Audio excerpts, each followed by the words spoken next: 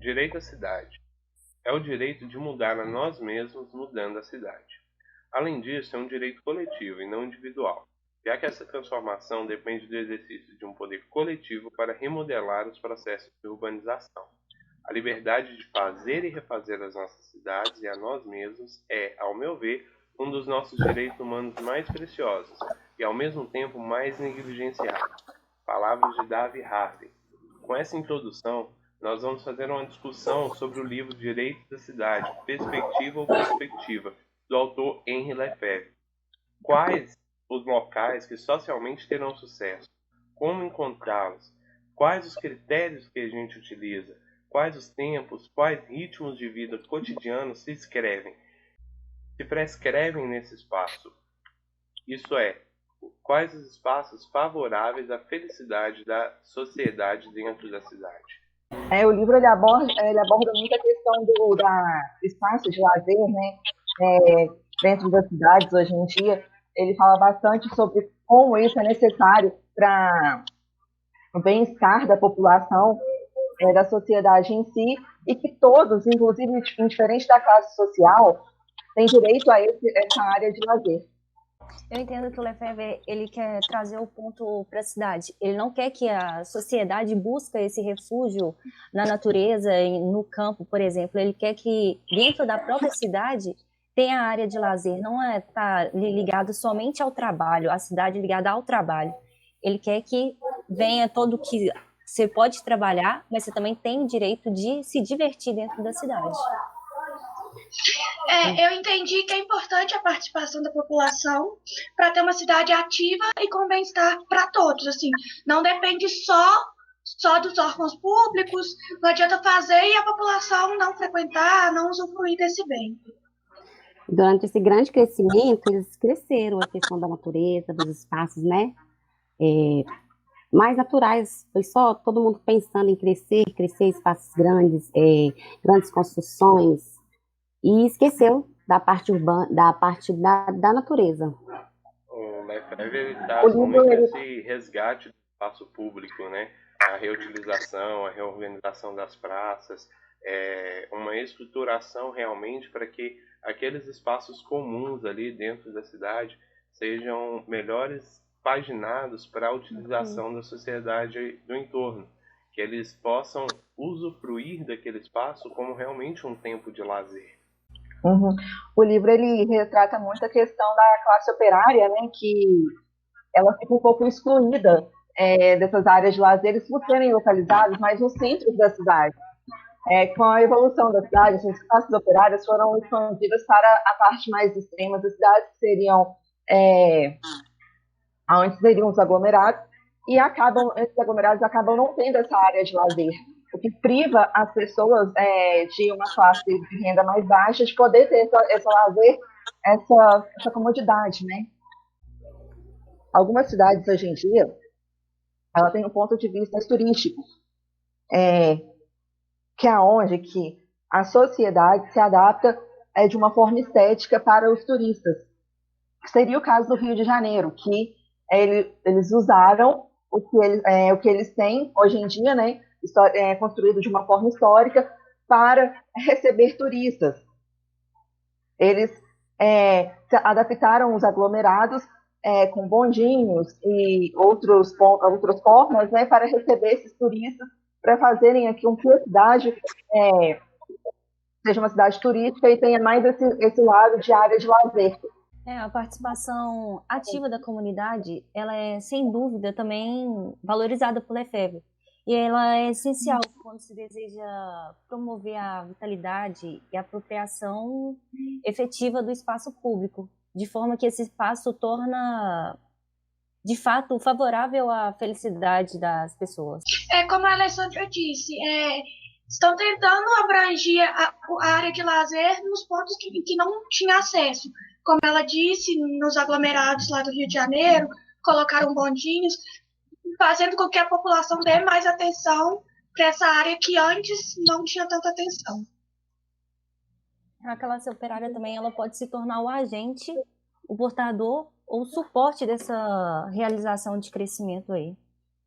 Sim, claro. E o problema principal dessa questão é a gente trazer esses pontos de utilização, mas por conta de uma situação turística, onde deveria ser exatamente pelo morador daquela cidade, pelo morador daquela região.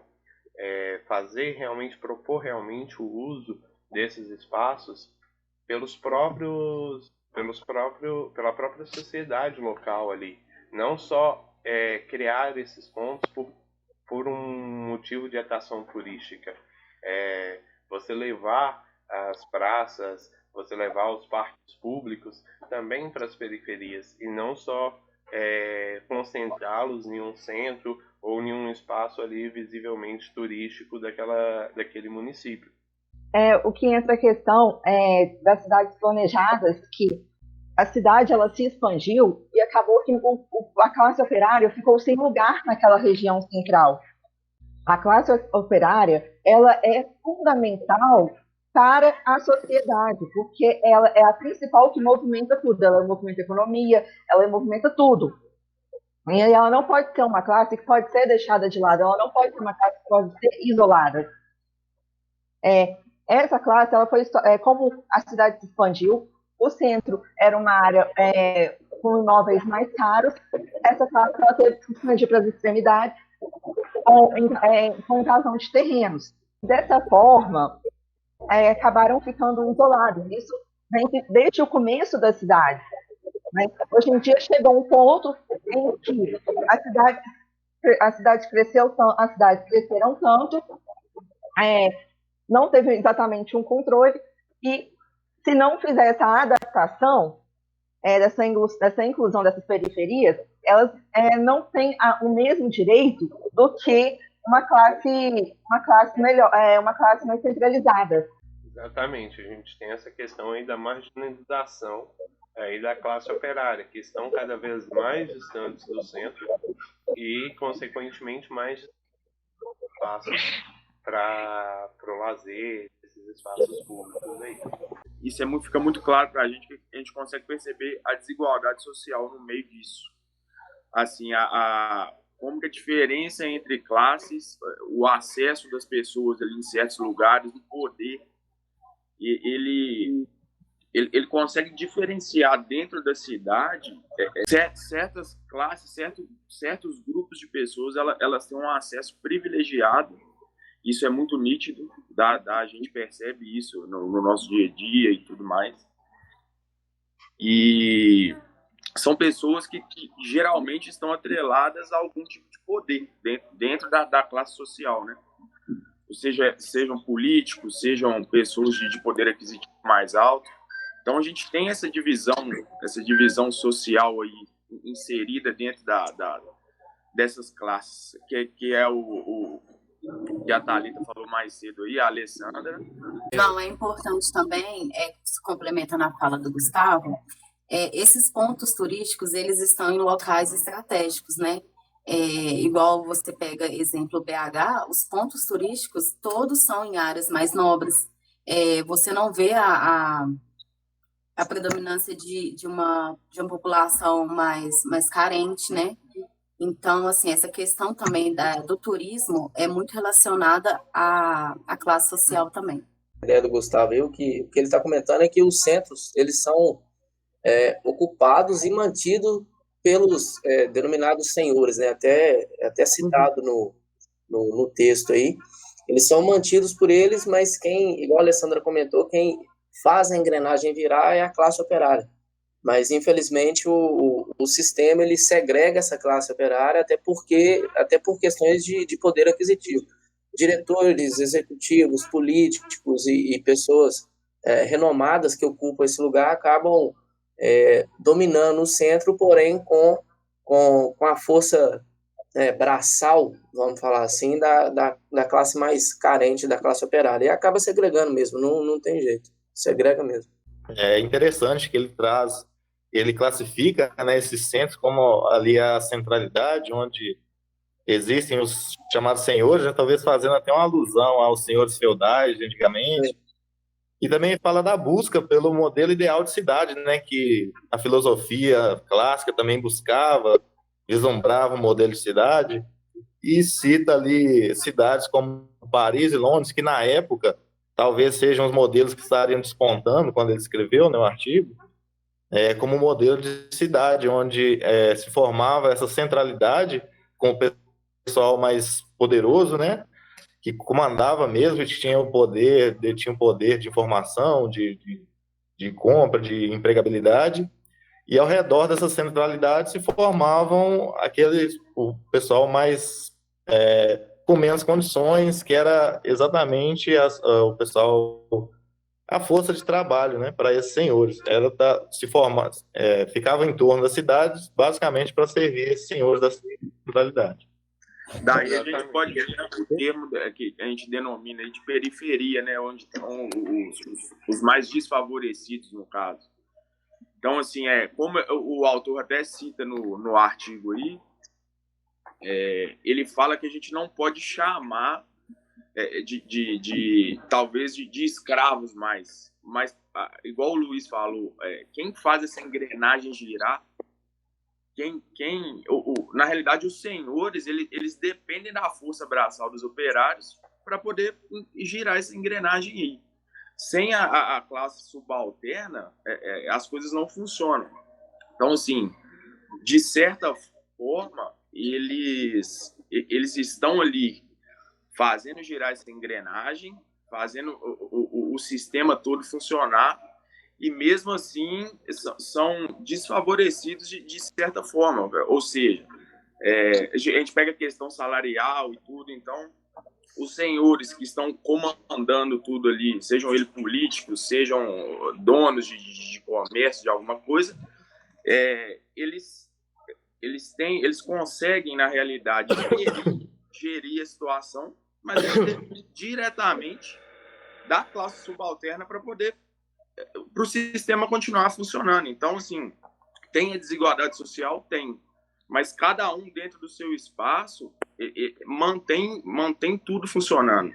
Apesar de Lefebvre não entrar muito nesse assunto, tem essa questão aí não só do direito ao espaço público, não só do direito ao lazer, mas o crescimento dessas cidades, ela também negligencia outros direitos fundamentais daquela sociedade, certo? Hoje você tem os aglomerados, as favelas, e eles não possuem um sistema de saneamento eficiente, eles não possuem muitas vezes um sistema de distribuição de energia eficiente, falta-se energia periodicamente, você tem problemas aí com estruturação de escolas, com estruturação de hospitais, e tudo isso entra no direito à cidade, no direito a morar ali. Todos que moram na cidade têm o direito a uma estruturação que muitas vezes não é atendida nesses suburbanos da cidade, nessas periferias, nessas marginalizações. Eles ficam concentrados apenas no centro das cidades. Você tem, sim, postos de atendimento localizados de formas regionais, mas não na mesma estruturação que você tem no centro da cidade, com a mesma qualidade de serviço prestado. Então, tudo isso entra nessa questão do direito. A gente peca muito nessa questão de estender esse direito a todo o território do município, focando só nas partes mais centralizadas e abandonando muitas vezes essas partes mais marginalizadas. Tem uma passagem do livro que ele fala assim: a classe operária pode não fazer sozinha a sociedade urbana, mas apenas com ela é possível. Ela abrange isso tudo que nós estamos falando, né?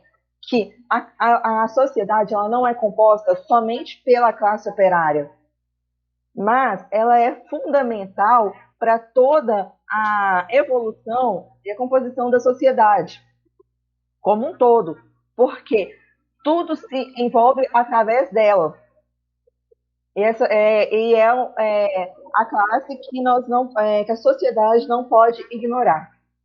O autor ele traz uma ideia de cidade ideal, né?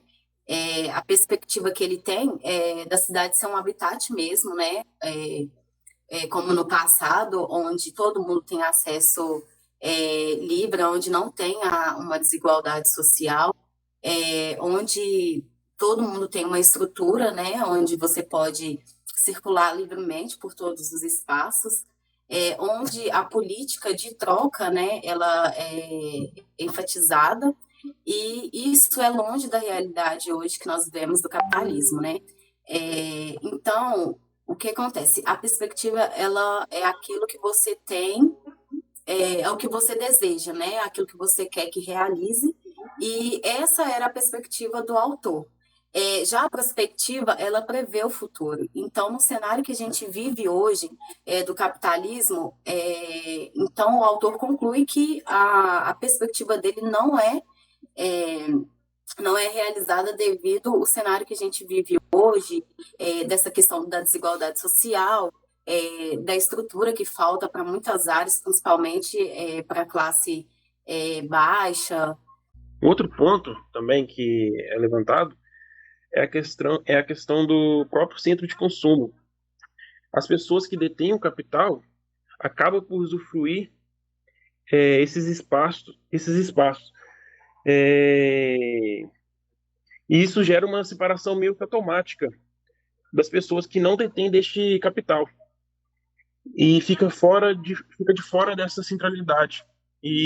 Ou seja, quem constrói a cidade, ajuda a construir, acaba não tendo o direito à cidade.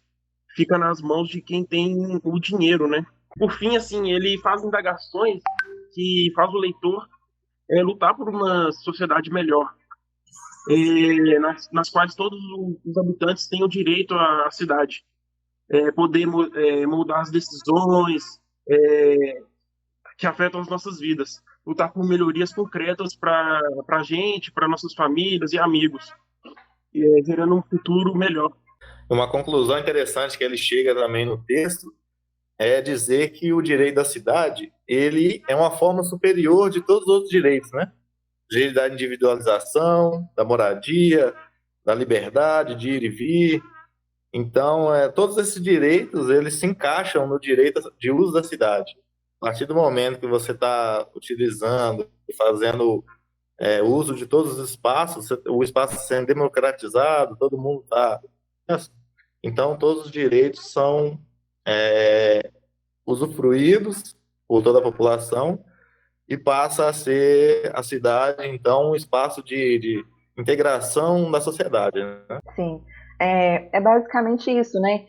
Que a sociedade se compõe de uma democracia e que todos nós temos direitos iguais, independente da sua classe. Aí só complementando o que o Leandro falou ali, que toda a população ela tem o direito de usar a cidade ali, o bem público ele é para todos. Só que essa questão financeira ela acaba selecionando certos lugares para certos tipos de pessoas e outros para outros tipos de pessoas. Então, assim, existe essa disparidade entre quem vai usar o bem público de um lado da cidade e quem vai usar o bem público do outro lado da cidade. Então, assim, isso é visível demais. E a gente tem essa segregação em vários municípios da cidade. A gente tem até mesmo em municípios turísticos. Uma praia que é mais utilizada pela periferia, enquanto outra praia é mais utilizada pela classe mais alta da cidade. E a gente vê essa paralelidade ali, essa divisão, até mesmo sendo feita ali nos consumos dos próprios produtos ali dentro. Propositalmente, os bares, o atendimento ali, deixa que aquele local seja infrequentável para uma pessoa que tem uma qualidade de vida, uma qualidade de recebimento inferior àquele da classe esperada ali, que são pratos caríssimos, até mesmo uma bebida que você vai pedir em um certo local, 2 bebidas iguais, vamos utilizar aqui um exemplo de uma lata de Coca-Cola que você vai pedir numa praia ali de uso mais periférico, ela é um valor, enquanto se você for pedir ela ali em uma praia que tem uma classe mais alta, ela chega a custar 3 vezes o valor que você pagaria na outra praia. Então, essa segregação ela é muito real. E esses espaços preparados para a classe mais alta, eles possuem muito mais infraestrutura para a utilização do que os espaços preparados para a população periférica. Enfim, eu acho que o autor ele busca isso, ele busca nos mostrar quais são nossos direitos dentro da cidade, porém ele nos mostra que o acesso existe para todos, mas nem todos conseguem usufruir dele. Eu acho que ele, sintetizando, ele nos mostra isso daí. O tema proposto pelo professor foi bem interessante, porque levou a todos aqui a refletir em relação à cidade em que vivemos, ao sistema que nós estamos incluídos, e faz a gente pensar mais, né, na questão do nosso voto, né, quem a gente está elegendo para nos representar. Então foi bem interessante esse tema, né, gerou esse debate aqui. Então foi muito válido o trabalho.